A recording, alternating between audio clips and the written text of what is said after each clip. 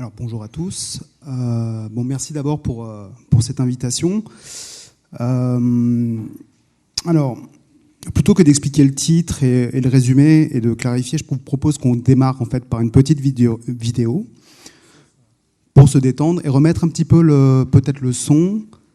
Une vidéo qui va durer 1 minute, voilà, et qui serait un peu notre point de départ. A few problems. So let's grow more food with less water. And overheating. We've got aging roadways, power grid, aging everything. Let's take on the wage gap, the opportunity gap, the achievement gap. Together we can tackle every elephant in the room and save the rhino while we're at it. Never heard of it. Seriously, it's all over the I've news. heard of it. The question is, who's going to fix all of this? An actor? Probably not. But you know who can solve it?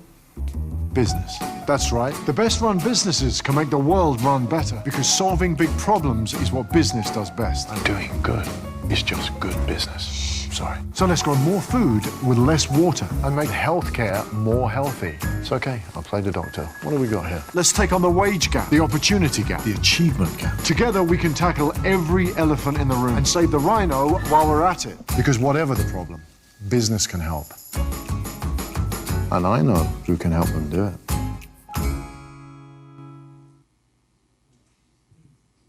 Merci. Je reviens sur la présentation. Bon, SAP, je ne sais pas si vous connaissez, ou SAP, hein, c'est système d'information, donc qui, notamment dans la petite vidéo, ont l'intention de sauver la vie des rhinocéros. En fait, on pourrait poser une question, c'est usual, unusual. Je pense qu'on a tous plus ou moins des éléments de réponse. On se dit, forcément, c'est un peu caricatural. Les entreprises ne font pas vraiment ça, mais c'est pas ce qu'il faut faire. C'est excessif. Donc, on ne va pas vous donner beaucoup de réponses, je pense, aujourd'hui d'ailleurs. Mais on veut continuer un petit peu à progresser de cette manière-là. Une autre approche, en fait, une question qu'on se pose, c'est à quel monde s'adresse le design dans l'Anthropocène ? Parce qu'on voit qu'il est question quand même d'améliorer le monde. On en a parlé un petit peu ce matin. On a parlé d'habitabilité, on a parlé de nos relations au monde. Donc du coup, je suis tombé sur une définition de la recherche en design, donc, qui est donnée par quelqu'un que vous connaissez sans doute, qui s'appelle Alain Findelli, selon lequel donc, le design a pour finalité d'améliorer ou au moins de maintenir l'habitabilité du monde dans toutes ses dimensions physiques, matérielles, psychologiques, cognitives, émotionnelles, spirituelles, culturelles, symboliques. Je pense qu'on aurait même pu ajouter encore des choses. Donc on revient un petit peu sur les relations qui nous relient au monde. Donc du coup, le monde apparaît comme un projet à réaliser. Fin de citation. Le monde comme projet à réaliser.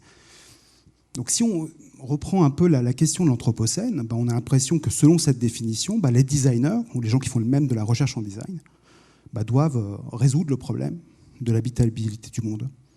Donc c'est une sacrée responsabilité pour le design. Un deuxième point, c'est celui-ci. Alors, il vient plutôt des sciences de gestion. Je ne sais pas si vous connaissez Armand Hatchwell. Là, l'idée, ce serait de changer un peu le monde pour le rendre désirable et durable. Alors, désirable, on en a parlé à l'instant. Alors, Armand Hatchwell, notamment, et son équipe ont développé une théorie de la conception innovante dans un contexte particulier qui est celui du capitalisme de l'innovation intensive. Alors, quand on parle de contexte de capitalisme et d'innovation intensive, autant vous dire qu'on n'a pas le choix, que c'est quelque chose qui s'impose à nous, qu'on mène une concurrence par l'innovation. Et dans ce contexte-là, de pression, on doit passer du connu à l'inconnu. Donc, il faut gérer et produire de l'incertitude. Il faut donc, selon un texte assez récent d'Hatchwell, forcer le possible. Ce qui ne passe pas, il faut le faire passer pour générer une proposition, un concept désirable, ce qu'il appelle un inconnu désirable. Donc l'innovation est partout, peut venir d'où on ne l'attend pas, y compris en réponse aux crises écologiques. Et en ce moment, Hatchwell et son équipe s'intéressent aux crises environnementales, sociétales, etc. Dans tous les cas, et quel que soit le problème, alors le film n'a pas été... je ne sais pas si vous avez vu l'intégralité de petite vidéo, quel que soit le problème, comme dit SAP, si on force le possible, un système d'information peut sauver la vie des rhinocéros. Donc c'est un peu la situation dans laquelle se trouve notamment la petite vidéo qui peut paraître caricaturale, mais qu'on peut retrouver d'une certaine manière avec cet inconnu désirable dans le contexte de l'innovation intensive. Même question, usual, unusual.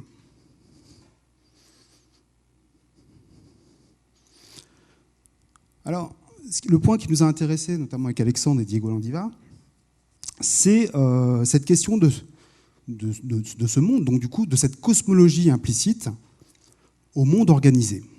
Donc le monde organisé, on va dire que c'est un petit peu le monde qu'on a vu dans la petite vidéo.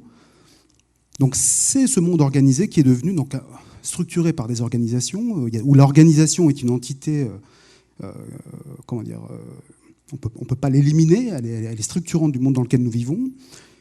C'est ce monde organisé qui est devenu le monde habitable et qu'il s'agit de projeter, le monde comme projet, ou de changer en forçant le possible. Et ce faisant, il y a un couplage entre le design et l'organisation. Donc, quelques autres points. Donc, présence spectaculaire du design dans le monde organisé. Nous enseignons avec Diego et Alexandre dans une école de commerce. Nous savons aujourd'hui que dans toutes les écoles de commerce, le design est présent. Il est présent dans le management, il est présent dans les organisations. Ce sont même presque devenus des méthodes managériales. Je ne reviendrai pas sur les controverses qui sont associées à ça.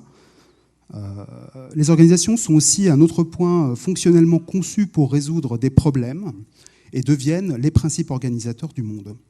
Selon l'expression de Rodolphe Durand, HEC Paris, elles reprennent le monde désorganisé. Il y a une reprise du monde. Une organisation, finalement, lutte contre la désorganisation pour reprendre le monde. Vous voyez, on n'est pas très très loin des définitions qu'on donnait au départ du design, améliorer l'habitabilité du monde. L'organisation résiste à la désorganisation. Voilà, donc, et pour des finalités qui sont bonnes, puisque finalement l'idée c'est de recréer les conditions d'un monde qui compte, pour lequel, matter, là c'est vraiment l'idée aussi de valuation, d'importance, je veux dire, de ce monde dans lequel nous vivons. Nous intéressons à une cosmologie alternative, qui a quelques résonances aussi avec ce qui a été dit ce matin, et on s'appuie sur un philosophe qui s'appelle Pierre Montebello. Donc je vous donne cette définition du monde, parce que finalement, qu'est-ce que c'est que le monde ? Nous nommons monde l'ensemble mouvant d'êtres interdépendants avec lesquels nous sommes imbriqués, que nous composons ou que nous laissons décomposer, que nous faisons consister ou que nous livrons à l'inconsistance. Alors, c'est une définition un peu spéculative, je vous l'accorde, mais ce qui est intéressant, c'est qu'il y a ce mot de consistance, inconsistance. Et ça, c'est un point pour nous qui est extrêmement important, parce que du coup, ça permet de réappréhender finalement l'habité ou l'habitabilité en termes de consistance. Et il y a un autre point qui est important, c'est que les humains ne sont pas les principes organisateurs du monde. Les humains ne sont pas non plus les critères d'habitabilité du monde. Si on parle en termes de consistance et d'interdépendance, il faut qu'on abandonne l'idée que l'homme est un principe organisateur du monde, ce qui est un petit peu compliqué. Alors je vous propose une sorte d'intermède avant de donner la parole à Alexandre, un peu cinématographique et lié à la philosophie de Gilles Deleuze, qui a consacré 2 ouvrages au cinéma. Et là, je m'appuie sur le cinéma 2, donc l'image-temps. Gilles Deleuze, en fait, s'intéresse dans cet ouvrage notamment au cinéma d'après-guerre, pas que, mais italien, là, pour les 2 exemples que je vous donne, donc Rossellini, Allemagne année 0, et Antonioni, avec cette très belle image du soleil rouge. Et il utilise en fait ce cinéma pour parler d'une rupture du cliché, disons le fait que la manière dont on perçoit le monde, ce que Deleuze appelle un cliché, c'est-à-dire une image sensorimotrice du monde, ces clichés finalement entrent en rupture, ils entrent en crise dans ce cinéma-là. Donc ce point, pour moi, est assez important parce que là, on parlait, là, on est bien au-delà de la question de la caricature. On a pu aborder finalement la première petite vidéo sous l'angle de la caricature. Mais finalement, ce qui est intéressant, c'est les clichés. C'est la manière dont je vois le monde, c'est-à-dire la manière dont j'agis, je réagis, la manière dont je place, par exemple, dire que l'organisation est une entité organisatrice, que l'homme est un principe organisateur. Ça, c'est un cliché. Mais pas un cliché au sens où ça n'existe pas, mais c'est quelque chose qui me permet d'agir, de réagir par rapport à quelque chose que j'essaye de comprendre. Alors, ce que Deleuze explique par rapport à ce cinéma-là, c'est qu'il y a une rupture des clichés. Il y a une rupture des clichés. Ces personnages ne savent plus comment agir, réagir par rapport à l'environnement qui les entoure, ils ne le comprennent plus. Et notre intuition, ça serait de dire, si on doit essayer de réfléchir au monde auquel s'adresse le design anthropocène, ce qu'il faudrait faire, c'est essayer de détruire ou de défaire ces clichés. Je laisse la parole à Alexandre. Merci beaucoup. On a parlé ce matin de la question de la déterritorialisation du hors-sol. D'une certaine manière, le cliché ici permet d'appréhender justement ce monde hors-sol, ce monde déterritorialisé qui, non pas n'est pas, qui est venu à exister, mais qui lui-même en fait a la consistance d'un cliché, ce qui est évidemment très problématique, on s'en rend compte à l'heure de l'Anthropocène. Alors, je voulais juste ici dire deux petites choses principalement sur cette histoire même des clichés et puis de ce qui est usual ou unusual, revenir sur une citation rapidement d'un designer dont on ne va pas parler aujourd'hui, mais qui est un designer remarquable pour penser, je pense, ces questions, Tony Fry, designer australien, qui, dans un livre de 1994, qui s'intitule Remakings, nous dit ceci: ce que nous savons, ce que nous utilisons, ce que nous prenons comme acquis au nom de ce que nous avons évoqué comme étant le monde, doit cesser si nous devons survivre. L'habitabilité doit remplacer le fait d'observer. Le monde qui doit cesser ici, on peut l'entendre aussi, comme le disait Emmanuel à l'instant, comme un cliché. Il dit ceci: le fait que nous produisions une nature artificielle, les conditions matérielles naturelles qui permettent à la culture industrielle de se construire doivent cesser de détruire la biosphère. Et il ajoute, ça s'ajoute à un ensemble de changements de direction, une recréation majeure de tout ce qui doit être accompli. Donc on est dans une recréation majeure, y compris chez un penseur aussi fin que Tony Fry. On va voir en quoi ça pose problème. On dit ça en 1994. Alors est-ce que c'est usual ou unusual? En 2018, on a ceci: l'avenir, c'est défaire et refaire le monde, qui est une campagne de la Société Générale l'année dernière. Bon, usual, unusual, on ne sait plus très bien. Donc évidemment, ça complique un petit peu la question. Donc nous, on a proposé, dans le cadre, avec notamment Diego Landida, et puis on travaille aussi sur ces questions-là avec Emmanuel, un programme qui a commencé en 2017, à l'occasion en fait, du Brexit et d'une visite qu'on avait faite en Angleterre, à Londres, 3 semaines avant la mise en place du Brexit, qui n'a toujours pas vraiment démarré. Et la question qu'on se pose ici, c'est refaire ou hériter. Finalement, une des tendances du design, ça va être de refaire, ça va être de rendre habitable, ça va être d'améliorer. C'est le cas aussi pour le management. Et ce qu'on va mettre au centre avec l'initiative donc Closing World, c'est plutôt la question de l'héritage, en se posant la question, finalement, ce monde qui est un cliché, aujourd'hui, on ne peut pas s'en extraire. Si on essaie de le faire, on a des problèmes de lieu. On l'a vu ce matin. On a des problèmes aussi, ça a été un peu ce matin, de temporalité.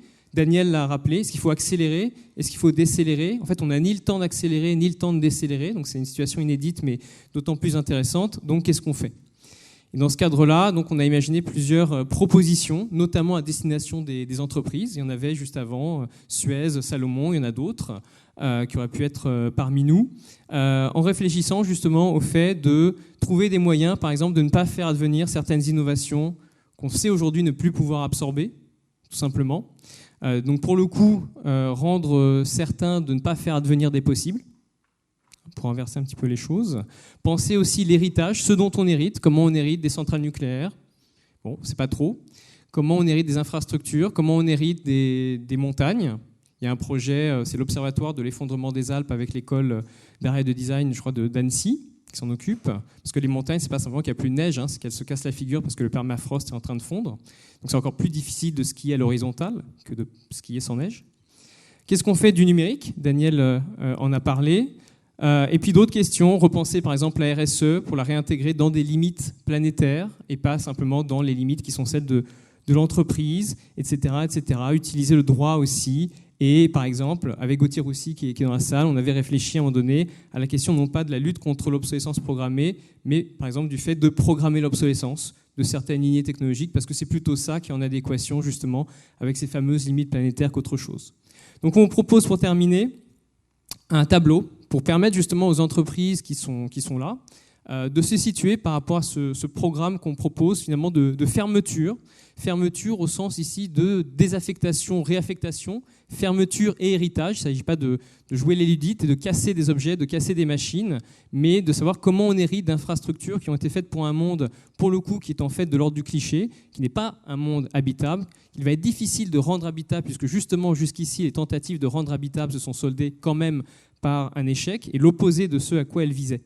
Donc on a deux dimensions sur ce tableau, une dimension cosmologique, de prise au sérieux de l'Anthropocène, c'est la colonne, et puis une dimension de régime d'action, de capacité de projection. Donc ce sont les lignes entre le sans-monde, la cosmie, donc ne pas se soucier simplement du monde, ou penser que le monde c'est l'environnement des entreprises, penser que le monde ce sont des ressources. J'ai entendu beaucoup le mot ressources. À partir du moment où on pense en termes de ressources, c'est perdu. Parce que justement, une ressource, elle est là pour être exploitée.